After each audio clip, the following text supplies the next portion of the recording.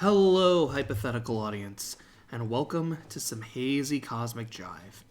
I'm JJNW'S Ghost, and for today's jive, I wanted to go back to 1998 and talk about a show called Serial Experiments Lain. Now, I don't remember when I was first introduced to Lain. I'd estimate probably about 7 or 8 years ago. I was aware of its reputation as a cyberpunk anime with various different gosh, I sound like Charles Barkley, with various different interpretations as to both its themes and its overall plot. I was mostly interested in it because it had the same head writer as Digimon Tamers. Now, a far cry from Digimon Adventure, Tamers starts innocent enough, with an uncomfortable moment here or there before devolving into a full-on horror show for its final arc.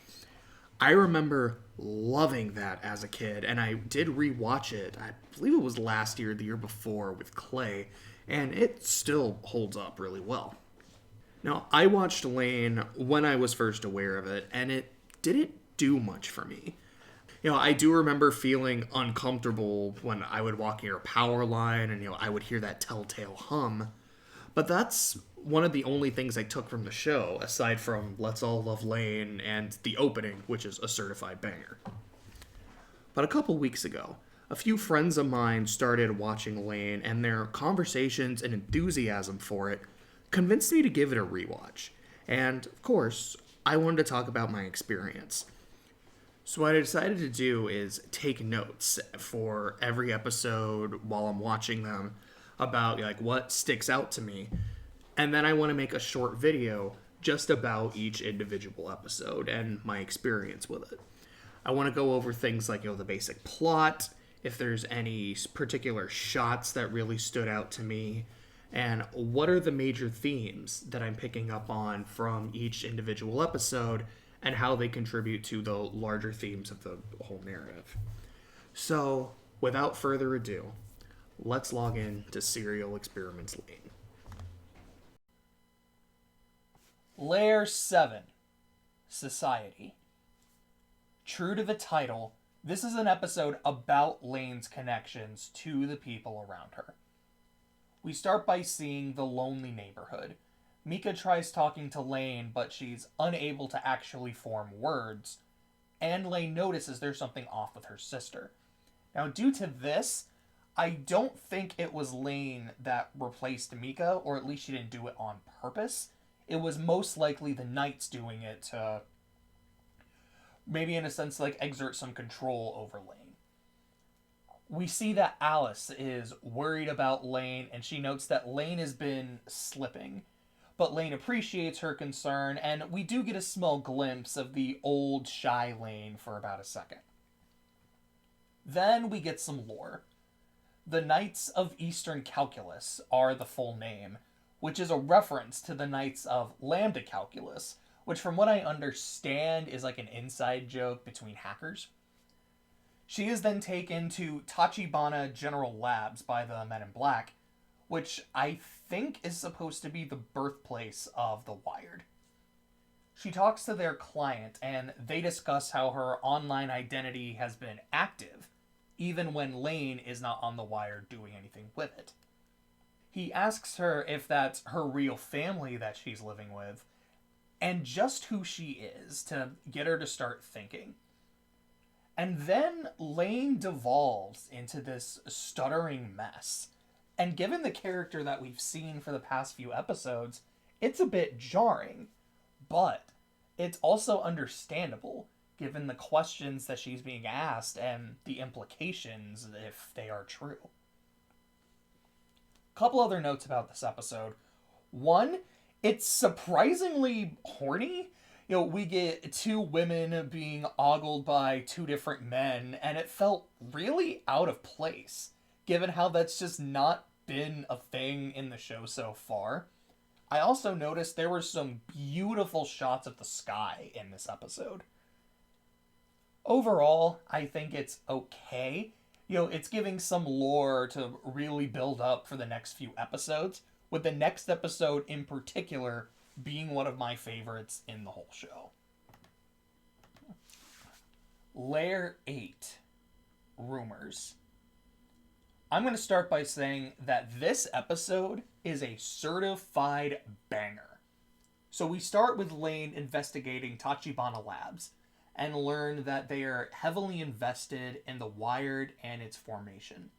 I think this is when she learned about the identity of the god of the Wired, and I'm going to keep calling him that because unfortunately I just don't remember what his actual name is.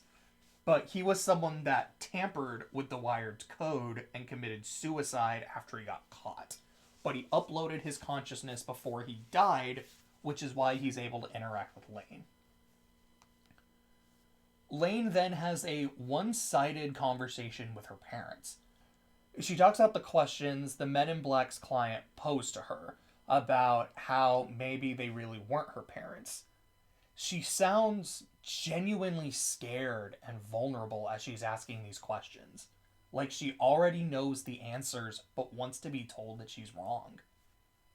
Instead, her parents, when she's done asking, just silently stare at her, giving her all the confirmation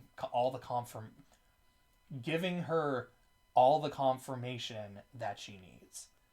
And Elaine seems like she is barely holding it together in that scene. Her mental state gets worse when she goes to school. Two of her friends are accusing Lain of doing something bad in The Wired, but Lain has no idea what they're talking about. Alice insists that Lain is innocent, but even still, she seems a bit suspicious. Lain, who has no idea what any of them are talking about, is genuinely freaked out about what she might have done without knowing or what someone did in her name and likeness. And then since we've seen, identity and kind of identity crisis as a theme throughout the show so far, I actually thought it was interesting to also see them start tackling the idea of identity theft. Lain ends up having a mental breakdown and speaks to the god of the Wired. And they talk about, what makes him God. He's like, if God is the most powerful person, then that's not me. If God is the creator of the world, that's also not me.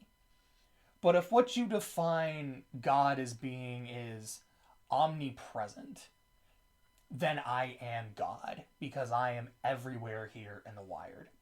And while Lain is having this conversation with him, she notices all of the students and all of the teachers are just silently staring at her with these judgmental looks, while the only person telling her not to worry about it and that everything okay is Alice.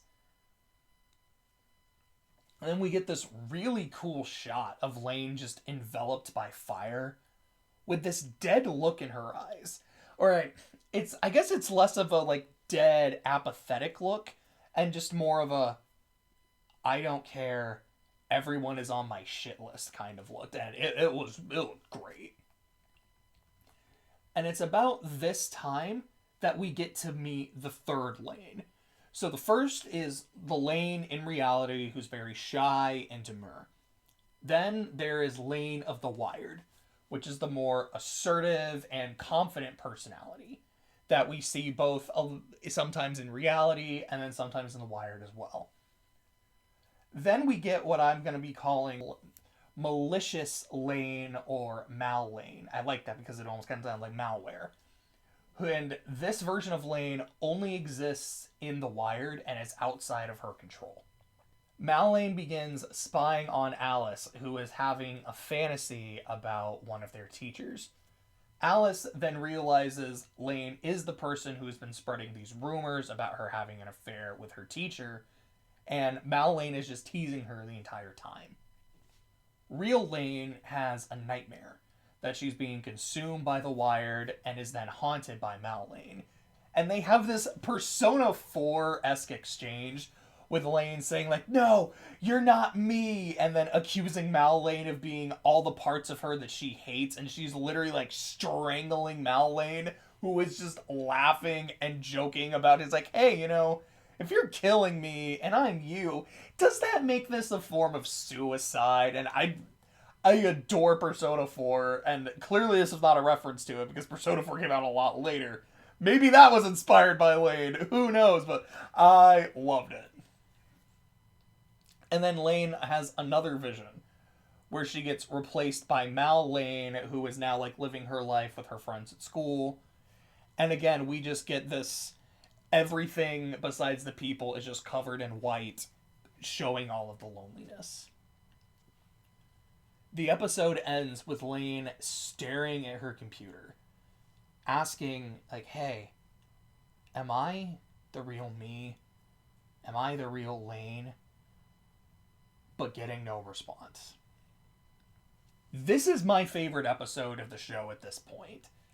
It feels like the climax to the themes of Lane's identity and the anonymity. I love the idea of someone becoming so well known on the internet that the internet can then replicate them. Or showing how someone's reputation can be tarnished by parts of them that even they despise and want to distance themselves from. Again, I know I mentioned cancel culture in an earlier episode, and this has kind of reminded me of that again. We also get that moment between Lane and her parents, which is just so uncomfortable to watch, and yet it's arguably the best scene of the show up to this point.